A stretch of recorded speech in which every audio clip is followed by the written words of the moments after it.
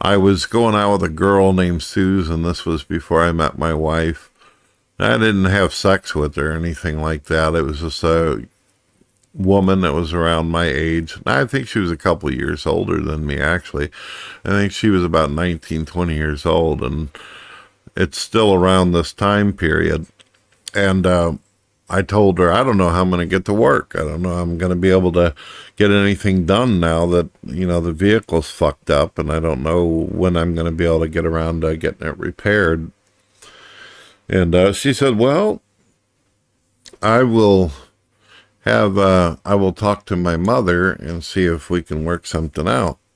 Susan was a real sweetheart. She was really, really good, but she wasn't really dating material. She was more of just a girl who liked me. I liked her. I found her attractive, and she found me attractive, but we were more like friends than actually having any kind of romantic relationship. What the fuck did we know about romance anyway? I sure didn't.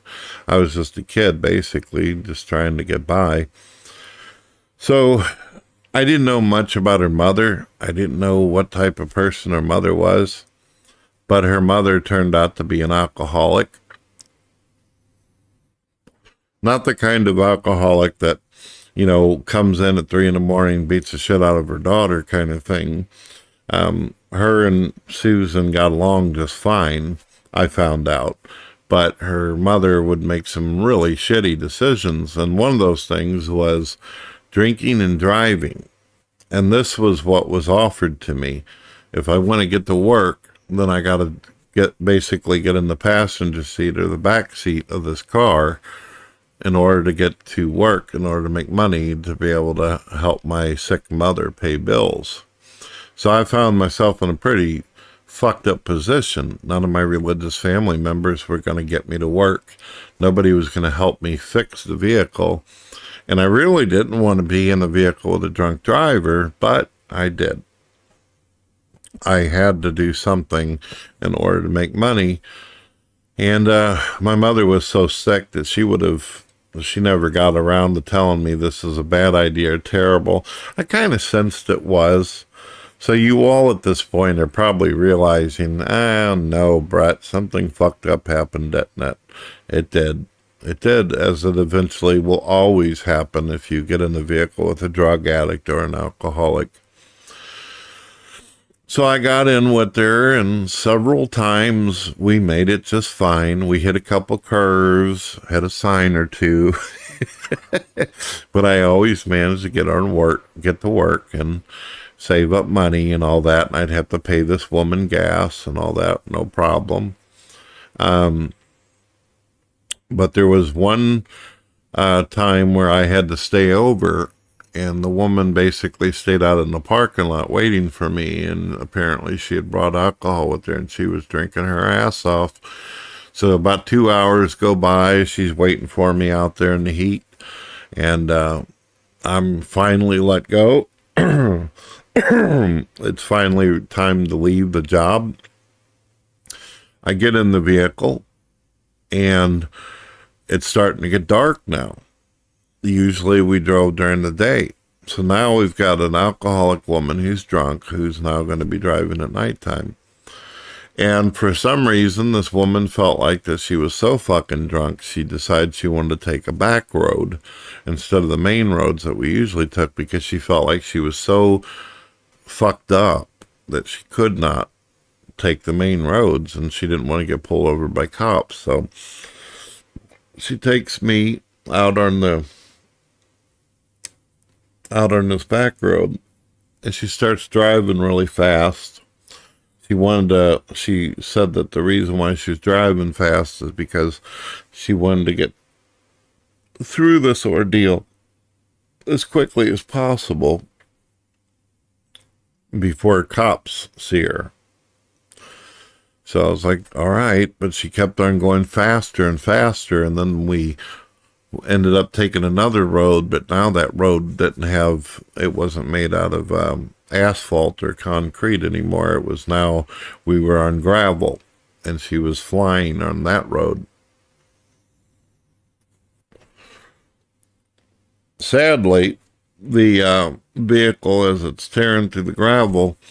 She ends up taking a swift left on a curve that almost seems like a corner, and we went barreling off of an embankment, and the car flipped several times, and we ended up going basically the roof into a creek where the water was about, I don't know, maybe 2 or 3 feet and shit. So now we got water filling up in the car.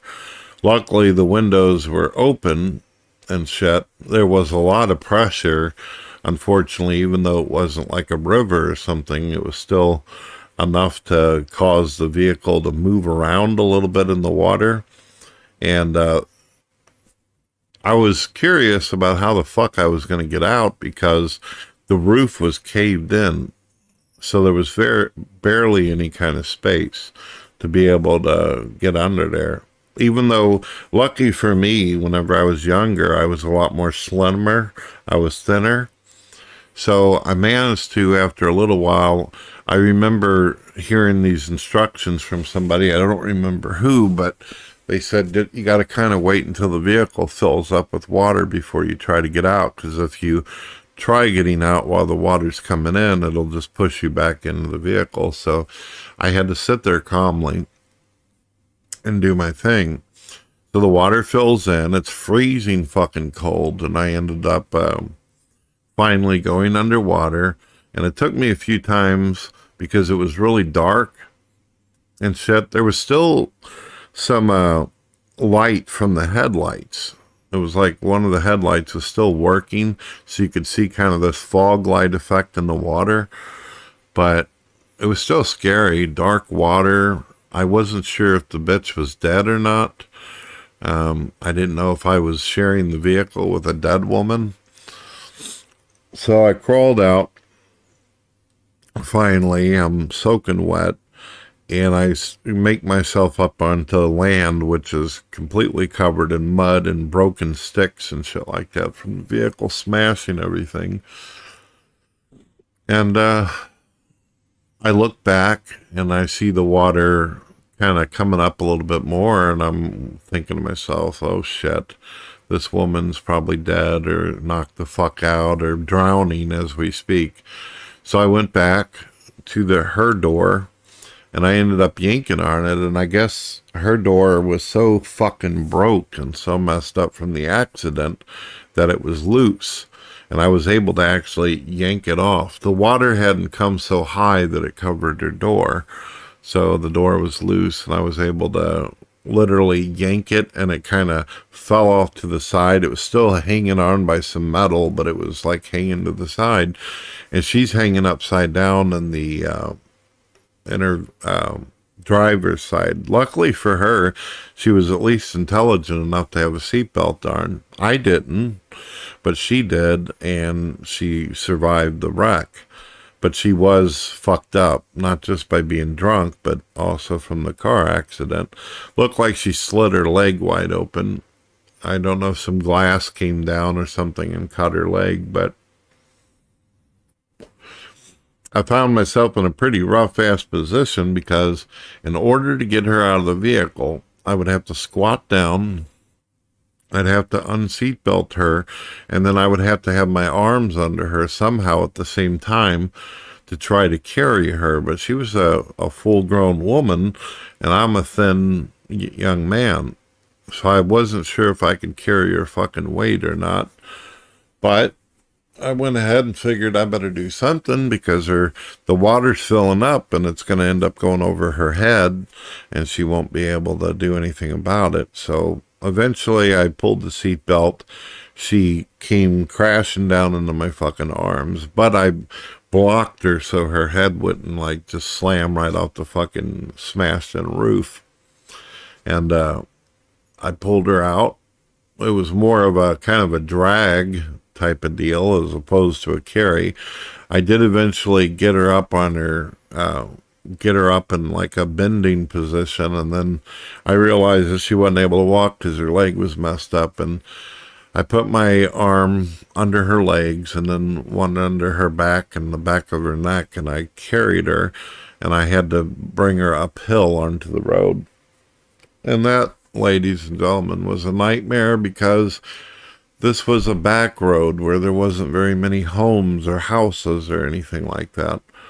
It took a great deal of time for us to find somebody that was willing to help us. We had to knock on a door, but I could swear we were out there for a few hours before we were able to find anybody. Luckily, she wasn't more fucked up than what she was. She was bleeding pretty bad, but I think that she made a tourniquet out of a piece of her shirt or something. She tied it around her leg.